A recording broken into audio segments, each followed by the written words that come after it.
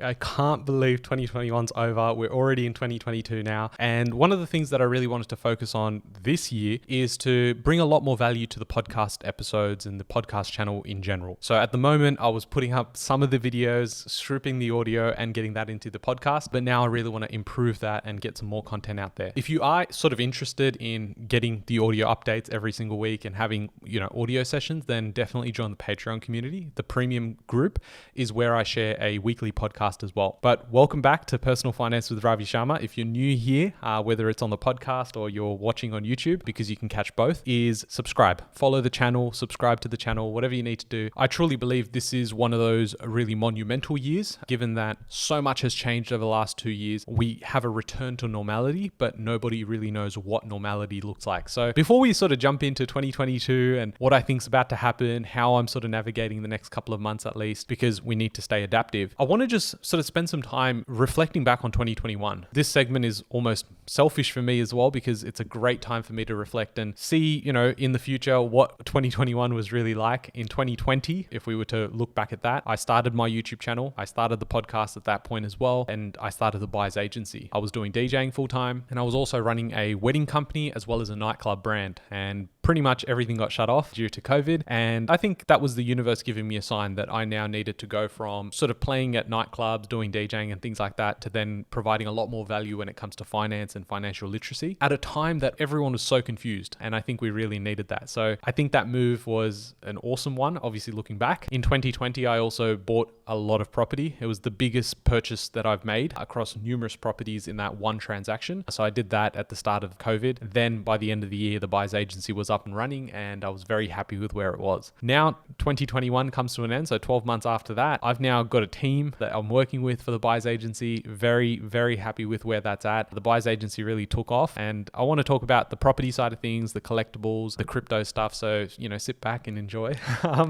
But when it comes to the buyer's agency stuff, I was really blown away with how much demand there was for the service. Strategy sessions went from being a free session to a paid service. Group sessions came in. I also have the online course, which is Confusion to Clarity online course. And if you are following that, definitely keep an eye out for what's coming in 2022. I've got an updated edition to the course, which is going to be exciting and very, very valuable for people that are wanting to get started. So if you do end up purchasing the Confusion to Clarity course before I put those updated modules, you'll actually be notified first of when those modules get updated, and you'll get access to that for free. So definitely get into it if you really want to get kickstarted. So I also in 2021 really got heavy around cryptocurrency. So my crypto journey started in 2018 at the time that was probably the worst time to be buying, in Jan of 2018, when the market was at its all-time high. And getting wrecked at that point was where I learned a lot of those skills around navigating this market today. So I started talking a lot more about crypto on the channel, and definitely wanted to give more value. So that's where the Patreon community really grew to what it is now. We've got a mastermind now of about 35 people, and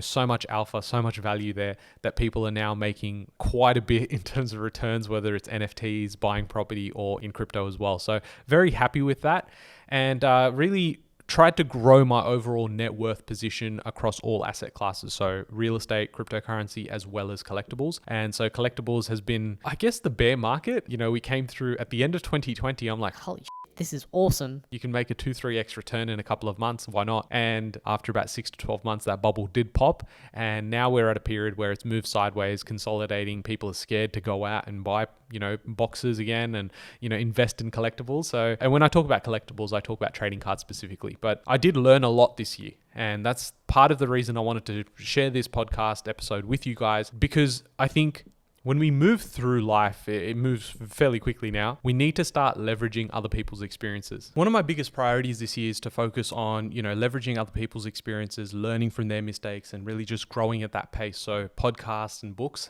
So books is one of those things that unless you make a habit of doing every single day or every second day, time runs away. So that's something that I am focusing on this year. And so for you guys, if you are coming to my channel for the first time, whether it's the podcast or YouTube stuff, definitely go across into both and see if there's extra value I can present to you, whether it's just through the free content or whether you need to go through, join the community around Patreon. This year is going to be big because I will get rid of Patreon later this year and will be replaced with something else, which I think is going to provide so much more value to a lot of you guys. And it's very exciting to be working on that. So definitely keen to share what that looks like. So I guess just an overall reflection of my portfolio at the moment. With property, I did not make any new purchases this year. The real focus here was around investing in my business, investing myself, and investing in crypto. The position I had in crypto was nowhere near where I wanted it to be. Now it is definitely a large part of my portfolio, which is exciting. And it also gave me the chance to learn a lot about cycles around charts, technicals, and understanding how to read those things. So providing value on that front. But with property itself, the market's been absolutely nuts. The amount of growth that's occurred in those properties already that are in my portfolio have been awesome. So I'm thankful for that. But rental growth has also been there, which has been really exciting because cash flow has increased. The position that I'm in now has allowed me to make different decisions and investing back in my business. So, hiring new people, the buyer's agency is so small compared to where it can relatively be in about 12 months from now. And that's very exciting for existing clients as well as new people wanting to join. For anyone that's, followed me for a while, they know that I don't intend to run the buyer's agency like a commercial sort of business that, just keeps churning new clients every single year, having 200, 300, 400 clients. That's not the idea. The idea is to have that as a boutique offering. And once I've hit the quota of clients that I want to hit, then to retain those clients, really help them build out their portfolio, not just in real estate, but in crypto and other asset classes. So just really investing into that part of the business is really exciting. When it comes to, I guess, YouTube, where most people have sort of found me or heard about me for the first time, it's been an increasing amount of demand, an increasing amount of support, but I've just been overwhelmed. I started the year at about 3,000 subscribers. I'm now, at the point where I'm about 24,000 subscribers. And so just to see where the potential for YouTube and the channel itself over the next 12 months can be is something that I'm really looking forward to. It really gets my juices flowing to be able to make these videos for you guys, to shoot podcasts, and now doubling down on that content is going to be one of my biggest focuses this year. So it's one of those things that if you are looking to increase your financial literacy, especially if you live in Australia, I talk a lot about the context of Australia with property, as well as some of the stuff that we can do when it comes to retailers and collectibles and things like that, running a business, then definitely do subscribe and follow their journey. I can definitely see the channel getting past that 50,000 mark in terms of subscribers by the end of the year. But as I focused on with my content, it's all about that quality, right? So I'm not afraid to hide users from the channel if they're, trying to scam people. There's so much of that going on, as well as there's people that come out and just sort of want to spread negativity across other people that are commenting on the videos. They need help. They're coming out and just giving poor advice. So it's my job to really navigate and create this community with you guys. And, if I'm the leader that starts from the beginning, I want you guys to take over that and build that community out. So that's why I say, sharing the videos, liking the video, subscribing is just another way that you can help support the community that you are trying to build out for yourself as well. When it comes to crypto, the cycle, I guess, is playing out differently to what most people thought. I know that for me personally, when I got, heavy into it January and February of 2021, which was about 11 or 12 months ago, I really focused on, trying to understand, learn, and just navigate the market, as well as, make notes, because I understood that if this was to play out the same way, if this cycle was to play out again like it did in 2017, we probably only have 9 to 12 months of this cycle, and then we go into a bear market. Now, obviously a lot has changed from Jan 2020 to Jan 2022, and we've got mainstream adoption from Australia's biggest bank. You've got big superannuation companies in Australia now obviously adopting Bitcoin as an asset class to invest in, as well as countries now adopting that as their official tender as well. So a lot has changed from that, and that's why I think we are playing this cycle out differently. Institutions been involved, as well as a big shift away from China, mining and things like that, to more of a renewable resource. We also had the introduction of NFTs, which is phenomenal, especially for me,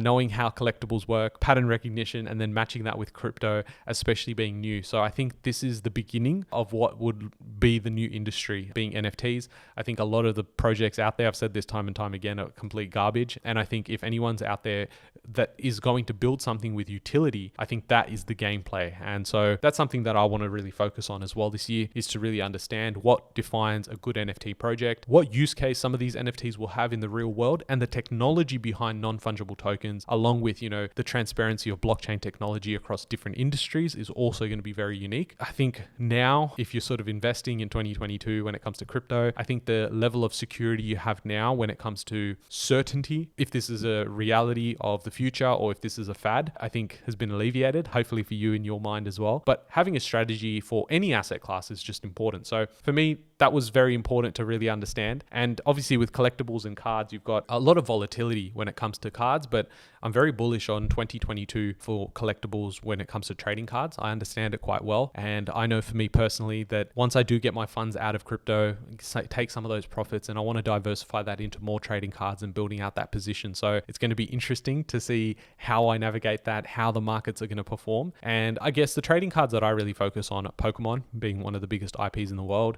You've got Dragon Ball Super, and then you've got Flesh and Blood cards as well. So I think those are my three that I pick. And just like with crypto, if you can pick 3 or 4 massive trends or 3 or 4 massive projects that actually, you understand quite well, same thing with NFTs, 3 or 4 projects. If you do them well, there's life-changing gains. You don't need to be across everything all the time. And I learned that this year. This was major for me. And so, yeah, it's something that I want to take over, through into this year as well, is not to over diversify and get too confused about certain things. Just get really focused around what you want to do. And I'll have another video coming out, obviously with now more content every week, is content around how to really structure this year out when it comes to investing, when it comes to mindset and, building a business or investing in yourself. I think it's been great that, asset prices have gone through the roof. Everyone feels wealthier and whatnot. But I think what's more important is this year we need, as we get that rate of reality, the return to normality as well with returns in these asset classes, we need to now double down on what we know, just accountability, understanding self-awareness and, what we like and don't like. I think that's going to be a very big play this year for 2022 for a lot of you guys. When I'm having strategy sessions, and we're going to have a lot more of those, so there's people not missing out. That's one of the key things that I try and pick up at is,